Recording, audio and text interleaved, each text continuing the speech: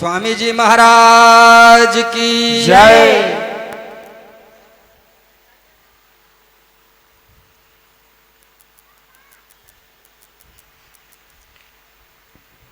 आदरणीय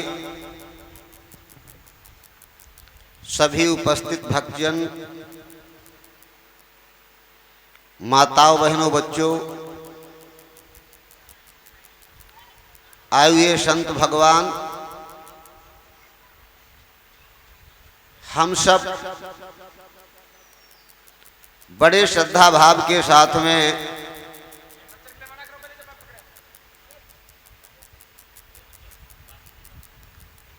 देव स्थान पर पहुंचकर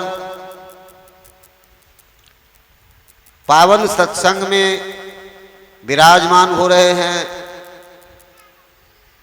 और सत्संग के माध्यम से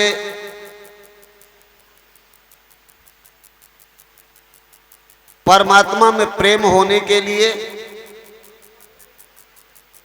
और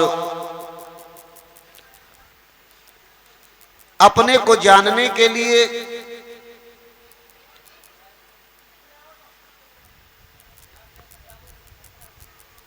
सत्संग में बैठकर आत्मज्ञान का स्रोत खुलता है। मैं क्या हूं, परमात्मा क्या है, परमात्मा को कैसे पाया जाए, परमात्मा का कैसे हुआ जाए, हमारा उद्धार कैसे हो, ये अन्य बातों का ज्ञान कराया जाता है। उसी को सत्संग कहते हैं।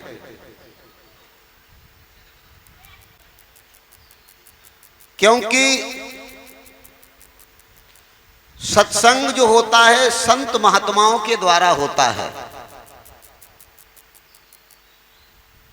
आत्मज्ञानी पुरुषों के द्वारा होता है।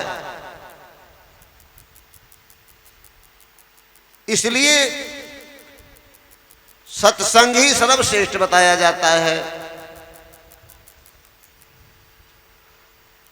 सत्संग जो होता है, अगर किसी संत पुरुष की बात थोड़ी भी मान ली जाए, उनके बताए पे रास्ते पे चल दिया जाए, बस उतने में कल्याण हो जाता है। इसलिए हम और आप यहां पर जो बैठे हैं, उसमें कोई बड़ा विषय नहीं होता है। सत्संग जो होता है थोड़ा समझने का विषय है। उसमें तुम्हें अपनी बुद्धि को लगाना पड़ेगा।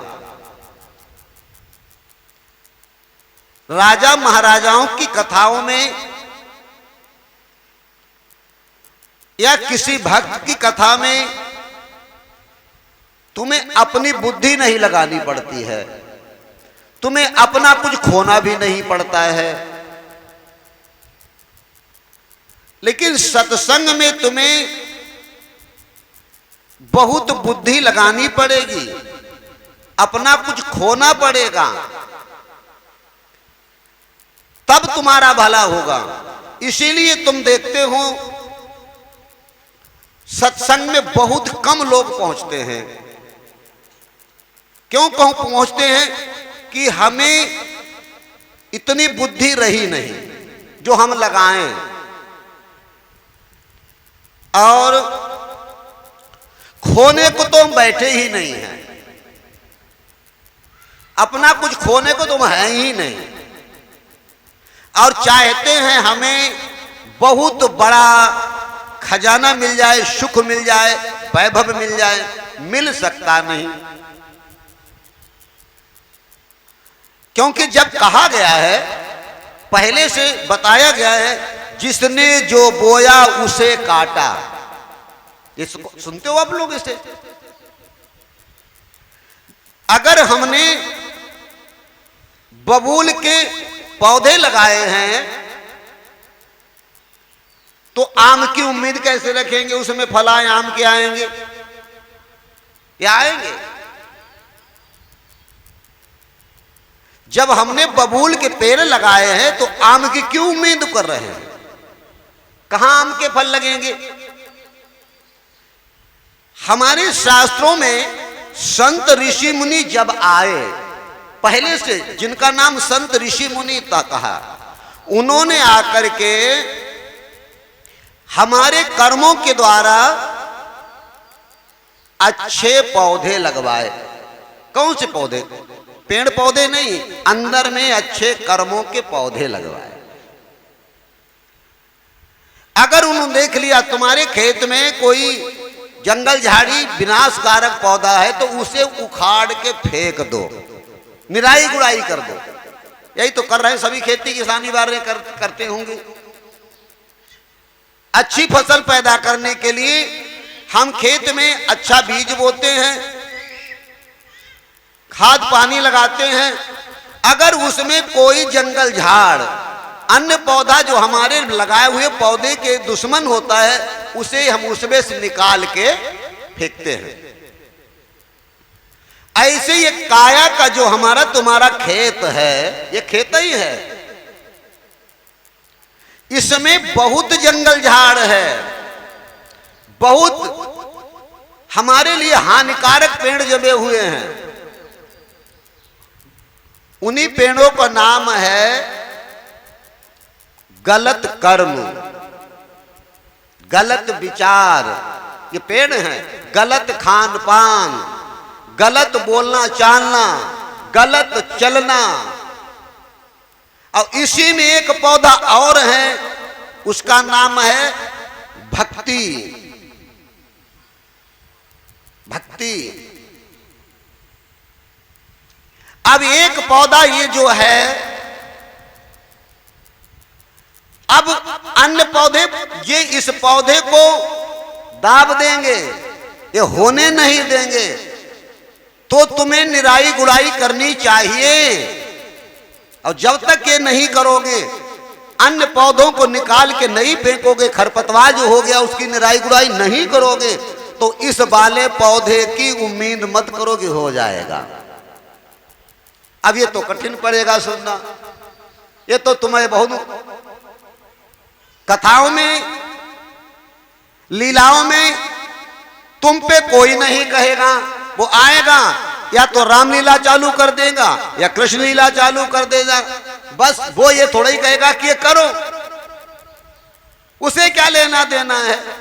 सुना के चला गया और तुमने जो जुरा बुना उसको चढ़ा दिया, रख दिया, वो भी घर चला गया, तुम घर चले गए।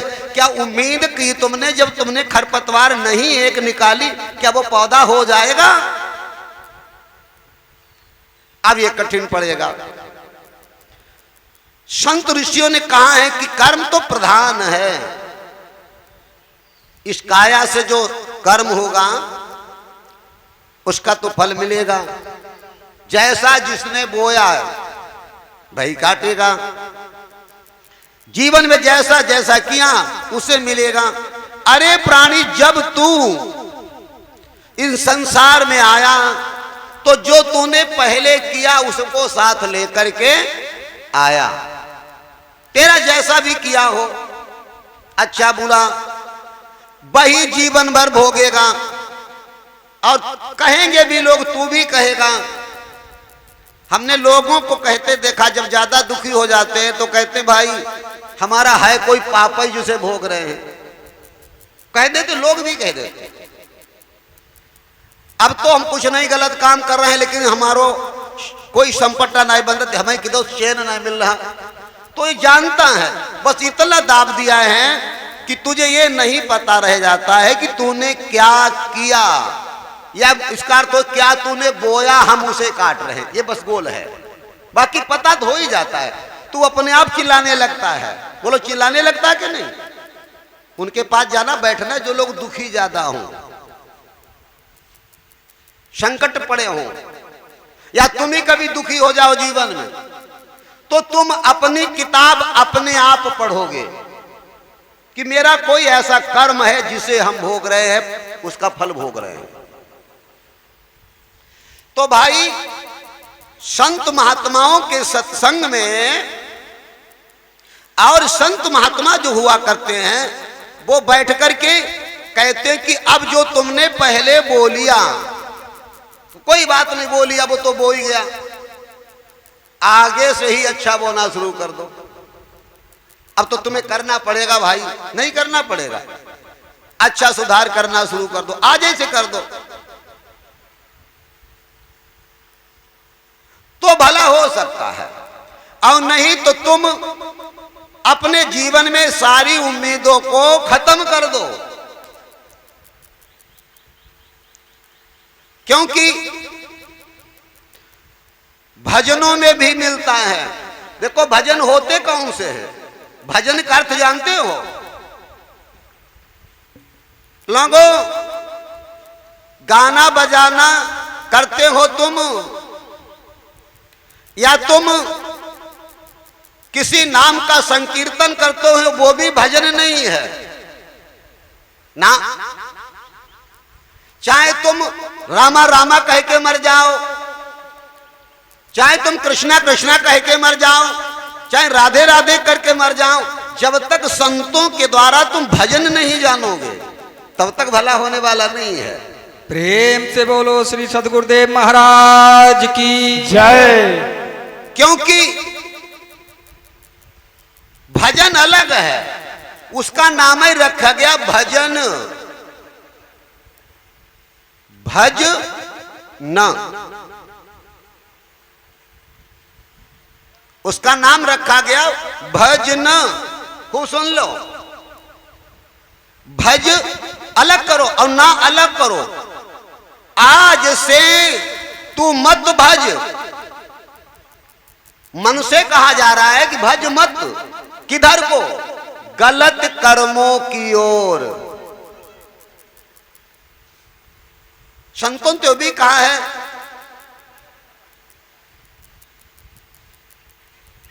एक भजन में, अपने मन को रोक ले बस हो गया भजन।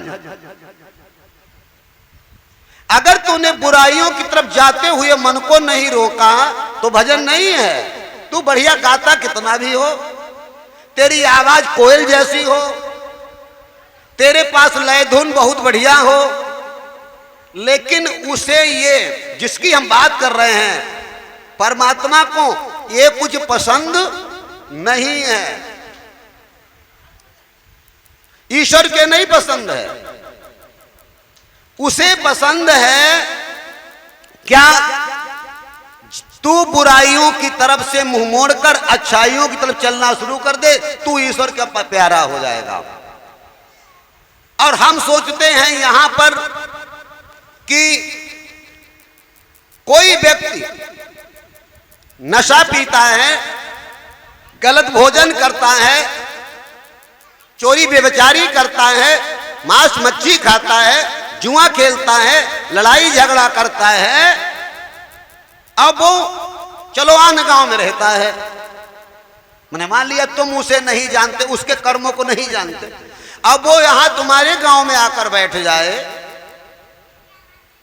अब बढ़िया बाजा ढोलक लेकर के संकीर्तन करे, इतना बढ़िया कि पूरा गांव उसके भजन में नाच जाए, तो कहोगे बहुत बढ़िया भजन है। तो ये तुम्हारे यहां वाले के कानों में उसकी आवाज गूंजेगी तो सब बढ़िया बढ़िया करने लगेंगे, लेकिन उसके कानों में ये आवाज बढ़िया नहीं जाएगी। उसके कानों में वहां तो आवाज वो जाएगी, भले तू लूला हो, लंगड़ा हो, तेरी आवाज बढ़िया न हो, हकला हो, लेकिन तेरा मन शुद्ध हो, तेरी बुद्धि सही हो, तेरी आत्मा पवित्र हो, तेरा कर्म पवित्र हो, तब जाकर उसके कानों में आवाज ये जाएगी। संसार के कानों में जाने वाली आवाज उसके कानों में नहीं जा सकती, और न तुम्हारी जाएगी ये आवाज। तो हम आपके बीच में जो सत्संग की चर्चा करना चाहते हैं, ये सत्संग संत सद्गुरु के द्वारा दिया हुआ एक बहुत बड़ा धन होता है, बहुत कीमती धन होता है। उसे आकर के समाज में संत महात्मा जब बांटते हैं तो उसकी कीमत बहुत होती है।